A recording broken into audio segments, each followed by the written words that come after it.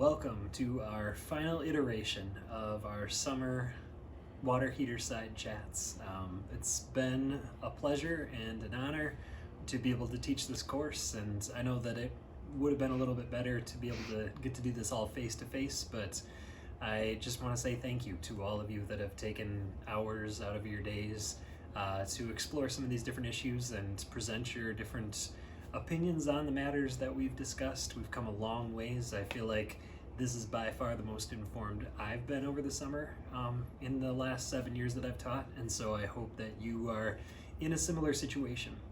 I thought probably the only place naturally to go for our final discussion is around what's coming up in November, which is the presidential election. I really want to keep this simple and say that we have looked at a lot of different issues, and both people, there will be more people on the ticket, but essentially Donald Trump and Joe Biden will be the main two.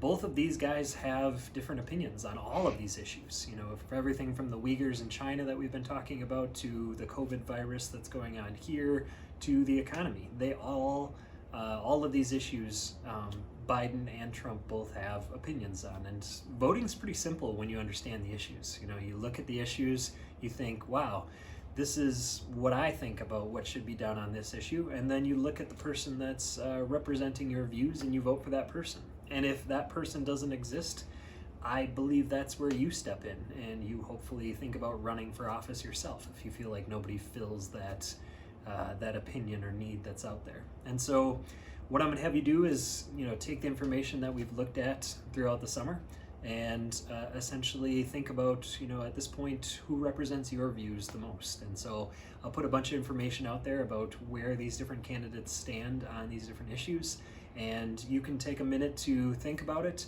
You don't have to necessarily write who you would vote for at this point. If you want to, that's fine.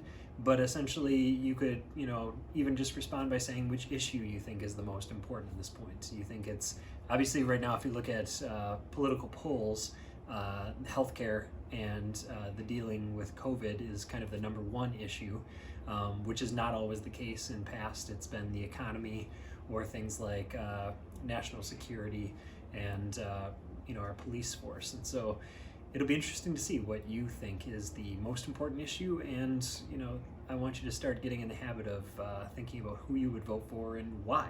There's probably a fair amount of people in Dane County that would vote against Donald Trump, but I think the weakest people out there are the people that say they hate Trump but don't have a reasoning behind it. And real reasonings are things like, I don't like his tax policy, or I don't like necessarily the way that he's planning on reforming an immigration system. That's when you become a powerful person, when you can pull things like that. So take a look at the things out there, and I'm excited to see what you have to say. Have an amazing last month of your summer here, and to those of you that are moving on to high school, best of luck. I look forward to seeing what you're going to do with the future.